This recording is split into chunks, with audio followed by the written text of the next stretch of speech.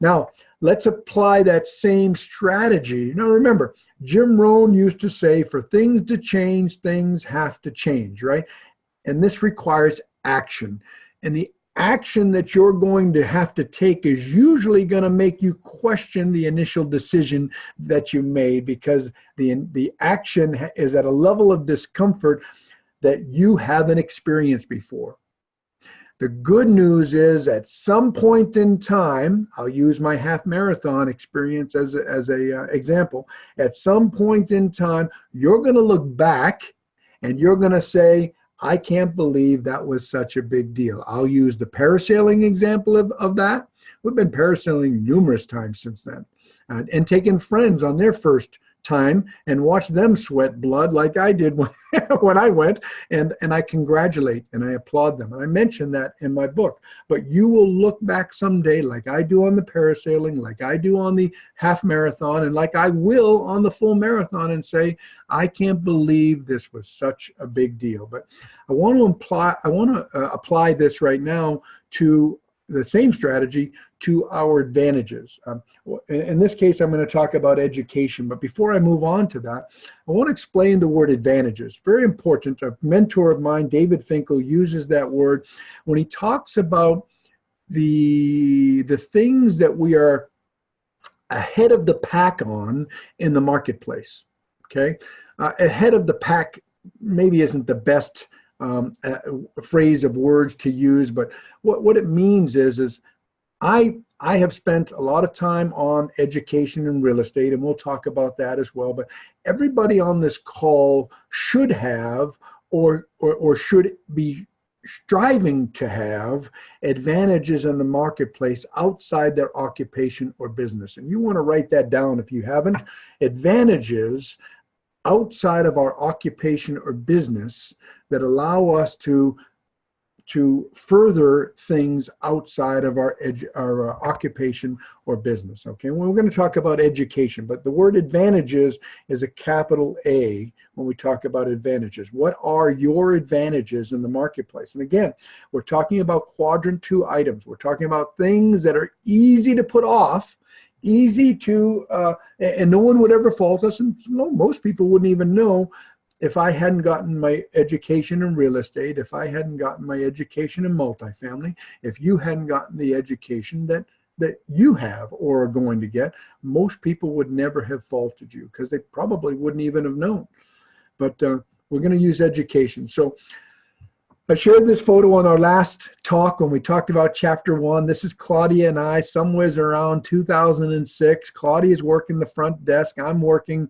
That was pretty much probably a real phone call for that photo with the phone to my ear, because back then you were tethered to the wall and the phone wasn't not on my ear very often. In those days, I had no additional service advisors. We were doing 400 cars a month. We were doing some very good volume in our first auto repair location. I think I had a parts manager who helped me build repair orders at this time, and Claudia. It was the three of us in the front, and we still made the time to go to the classes because we wanted to be good stewards. Our goal here was we could see that our business was succeeding. We could see that it was going to be throwing off some additional cash, and we wanted to be good stewards of God's money. And we knew that we couldn't do that with our existing education on wealth and wealth management. We knew that. There's just something intuitive that told us, you know what, you're going to need some help here. So we signed up, as a lot of you know. I was reading a book at the time. It was by Robert Kiyosaki, another phenomenal book. It was called Retire Young, Retire Rich. Don't let the name fool you. Retire Young, Retire Rich. It's about strategies. It's about leverage. It's about a lot of things that opened my eyes, but it also opened my eyes to do a little bit of research on Robert. And I found out that there was a free real estate class not far from our home. And back then, just to disappear from, it was La Jolla, so it was a 45-minute ride. But back then, just to slip out in the daytime, it was 2 o'clock in the afternoon, for a 45-minute ride and a 2-hour seminar, basically the second half of the day. This was a struggle for us. This was not easy, but we knew we're talking, the heading here is take the necessary action that makes you uncomfortable, right? Take the uncomfortable action. So we made it a priority for this quadrant 2 item to be at that class. Out of that class, they sold us a $500 class that was 3 days, Friday, Saturday, Sunday. And again, very, very difficult period or season in our life to disappear for this stuff. And we made it a priority. That was probably, as I stated in my book, the best value for education. And we've spent thousands of dollars on education since 2006, but the best value on education we've ever gotten. And out of that, naturally, we knew I asked Claudia to go with me because I knew that there'd be more that they would be selling out of that. Claudia knew it was my dream. She didn't hesitate. She knew that it was something that I wanted to do. And she was actually the one that signed us up. And these certificates, which is just a small representation of the classes that we took with them, everything from wholesaling to rehabbing for profit to probate to commercial to asset protection, these certificates are a representation of what we signed up for. Even though we were still in these times, we made time for this.